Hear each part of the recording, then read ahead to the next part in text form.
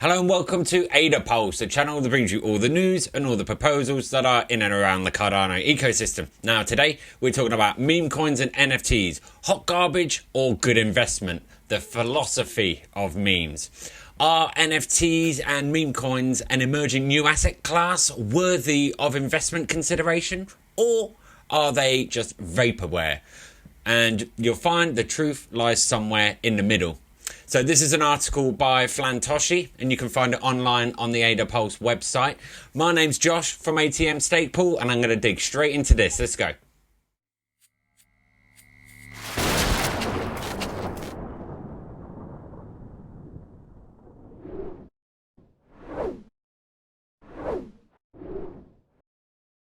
The world has been taken by storm over the last 2 years.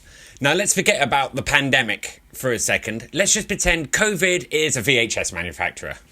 And yes, kids, you can Google VHS. But moving on, there was one topic that news outlets and influencers were obsessed with.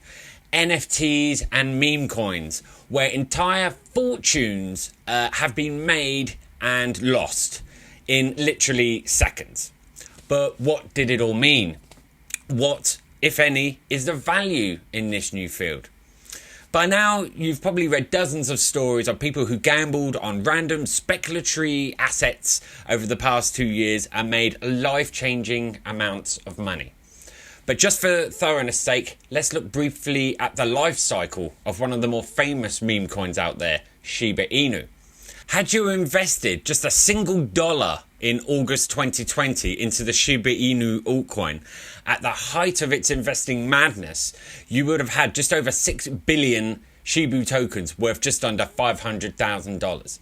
That's a face-melting 5 million % return. 5 million %.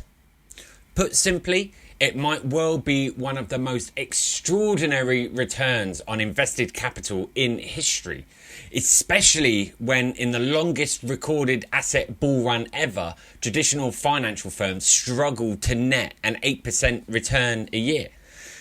An old school value investor, when confronted with these numbers, after shitting their pants, would probably dismiss the whole thing as a speculatory Ponzi scheme or a fad like the internet. To that end, this article will explore the underlying philosophy and value proposition that these new assets have. The basics. Before we get all carried along with fancy blockchain lingo, let's walk back a few steps and bring it to the basics. So, what is a meme? Sounds like a silly question nowadays, but if we are to understand this budding space, this new era, we need to go back to first principles. The first usage of the word meme was by famed biologist and arrogant prick Richard Dawkins in his 1976 book The Selfish Gene, which is an annoyingly good book. This was done in reference to the fact that ideas undergo similar evolutionary pressures as genes. After all, new ideas are complex mergers of previously existing concepts. Then, as they move from one person to the next, it never gets passed on quite the same and it mutates. Basically, if you know Chinese whispers, if we can call it that. Anyway, if you know the game, then you know what I'm on about. So memes are units of culture. They're small packets of information that contain a basic idea that evolves through each generation that it exists in. Through misunderstandings, random chance, and innovation, ideas mutate and in time become entirely different beings, much like an organism might undergo mutations. And just like any other living being, it can die as well as being forgotten and never passed on. Most memes are very fragile entities, and their blockchain offshoots are no exception. Death is the ultimate inevitability, and it comes fairly quick for most blockchain projects. This is especially true when we consider the assets that are fundamentally designed to function as memes. The growing meme economy. The vast majority of crypto projects out there are meme coins, which basically crypto assets that have no utility or are just blatant rebrandings of already existing projects. The infamous meme coin Dogecoin, for instance, shares many of its key architecture with Litecoin, which itself is a derivative of Bitcoin. And this quirk is one of the reasons it managed to survive in the first place, as Litecoin miners were able to merge mine, which allowed them to mine Litecoin and Dogecoin simultaneously. It bears saying, though, that beyond technical quirks that might help in survival, meme coins live and die based on people's perceptions. The key strength of a meme coin is its community, as the price soars when everyone's got their dicks hard but crashes otherwise. So what lives on hype dies on hype. The life cycle of a meme coin is sometimes measured in hours, where there is inevitable hype cycle and everyone thinks they're getting rich. That's when the creator and majority stakeholders rug pull and exit their position, leaving the vast majority of people all the poorer. A similar story happens with non-fungible tokens, so that's NFTs, where while having vast future applications, they are now primarily JPEGs, featuring a variety of characters which are then used as profile pictures on Twitter and the like. Well, technically speaking, they're not even that. They're tokens on the blockchain with embedded fixed links which point to a photo that's actually off-chain. So think of it like this. NFTs are reliant on the goodwill of whoever is hosting the third-party infrastructure, or the picture in this case. If they want, they can just decide not to host the image anymore, and then the only thing that people have is a token with a broken URL link. The sector is also filled with wash trading, where a creator buys their own NFTs. Now this is done for a couple of reasons. Money laundering, so that people with unexplained funds have legit source of income to present to the tax authorities. So basically, someone can have all their drug money in Bitcoin and buy an NFT that they made with it, you know. 2, bidding up the price of their assets so it looks like people are interested in buying at these elevated prices, while also raising the minimum buy price of a collection, which is known as the floor. Also, if you don't know what you're doing, you might also buy NFTs that weren't minted by the actual copyright holder. So there's that level of complexity to consider as well. It's a bit like trying to dig for treasure in a minefield. Despite this, there are now thousands of avid collectors, and some of these images have gone for vast fortunes, even though they often look like they were drawn by a blind juvenile monkey using his left gout-ridden foot. So you're probably asking, is that all there is about NFTs and meme coins? They're just a blatant scam that people are using as a get-rich-quick scheme. Not quite. We all know most NFTs and meme coins are outright scams. But you could say the same about most crypto projects, to be honest. Either that, or they are so ineptly run that they might as well, be scams. It's easy to get caught up in the everyday boom-bust cycles and lose sight of the general trend of what is happening. Meme coins and NFTs are accidentally doing something that has only ever happened in history, like a handful of times. Tokenization of ideas. Money as a concept came into existence because bartering is difficult. You might want something I have, but you might not have something I want. So you have to find some way of convincing me to give you my possessions. In order to dispense with this difficulty, people just started assigning some items with the abstract notion of value. Whatever it was that our society happened to like at the time, that was what got assigned as valuable. Whether it's arrowheads, cocoa beans, really big rocks, bottles of booze, cigarettes, gold coins, whatever, have all been used as money at one time or another. Put simply, we managed to naturally and organically tokenize the abstract concept of value. But the interesting thing about crypto is that we're managing to tokenize a lot of other ideas like virality, community, and stuff like that. This, in turn, means that we will start seeing bizarre things like religions that tokenize elements of their faith. It might seem weird at first, but it's a natural extension of taking abstract concepts and creating digital objects to represent them. But we'll talk about that later. For now, let's go back to meme coins and NFTs along with their volatility. If we aren't dismissing the whole field as a scam, what exactly is being reflected with the rapid price changes from one moment to the next? Well, basically, it's people's faith in the community. Much like the value of the dollar is essentially a referendum where people are asked, what is the value of the American empire and what is the likelihood that it can meet its obligation without losing its influence? The same happens with meme coins and NFTs.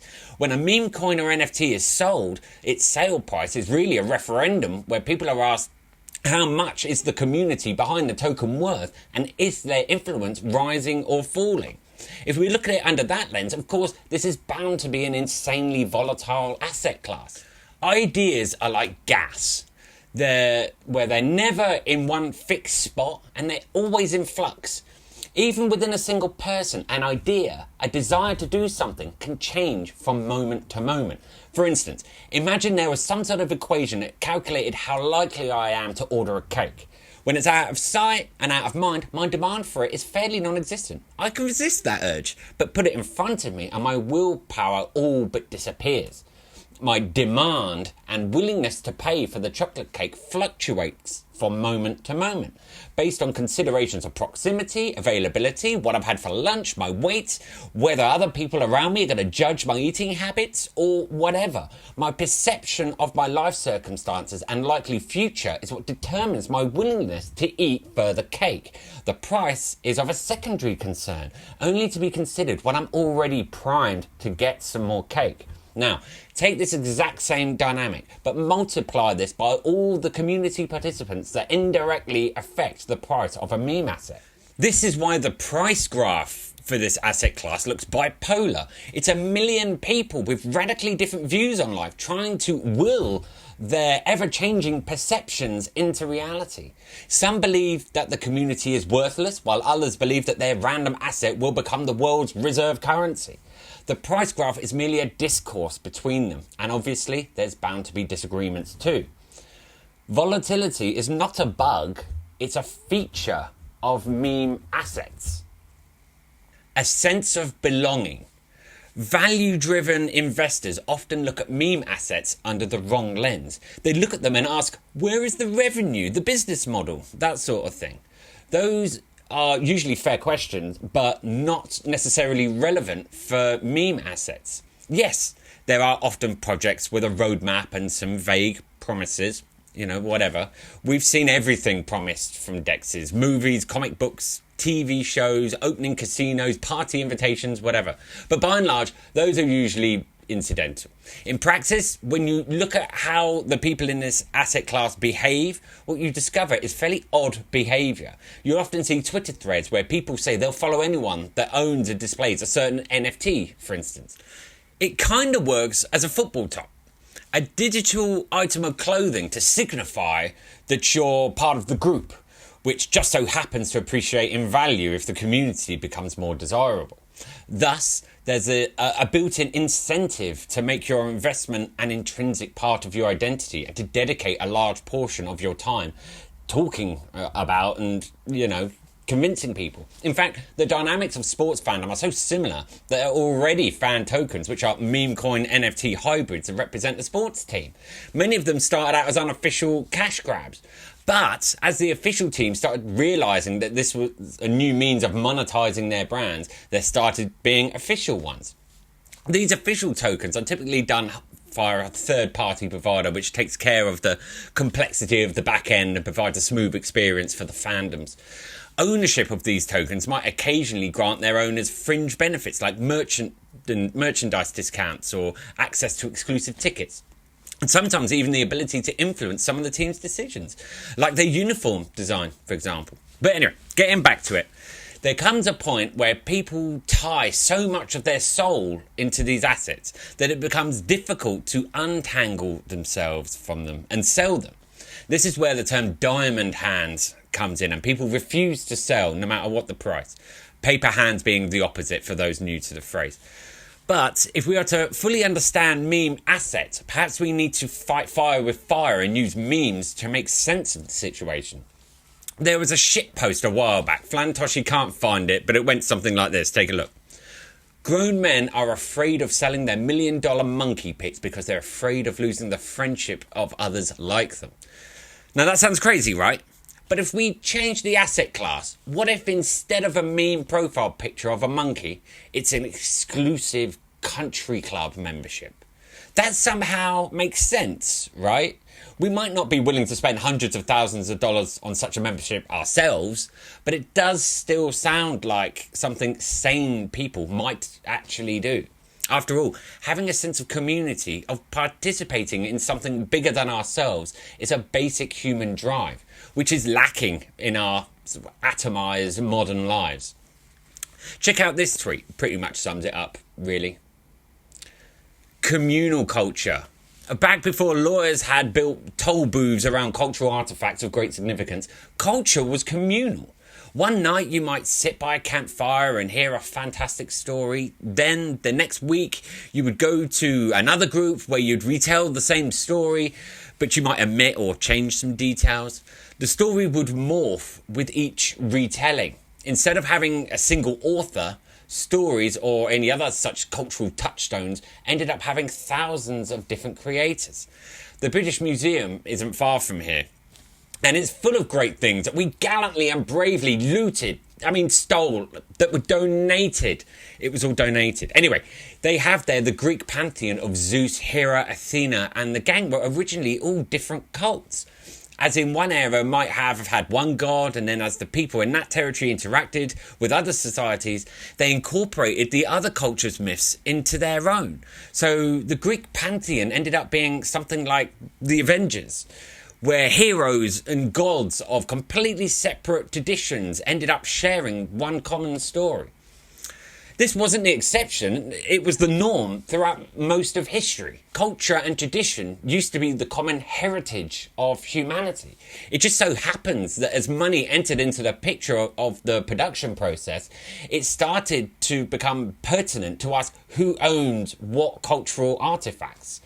Fast forward a few years, 100 years, and we have Disney suing parents for putting Spider-Man on their child's grave.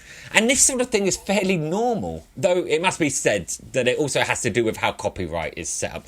Disney ideally doesn't want the PR nightmare of suing grieving families, but if it doesn't defend its intellectual property with viciousness, in some jurisdictions it can be seen as partial revocation of their rights.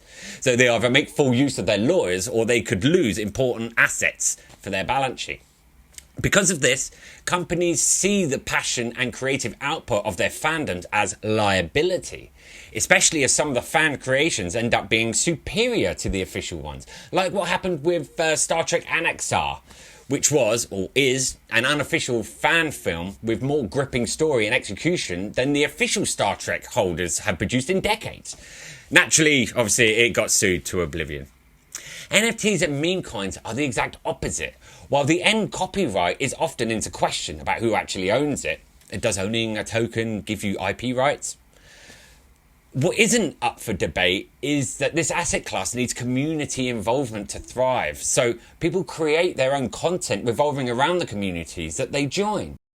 Through this mechanism, their participation in a communal culture actually financially benefits them. So in a very roundabout way, we've managed to rediscover communal cultural ownership while still somehow managing to find a way to make it fit within a capitalistic framework.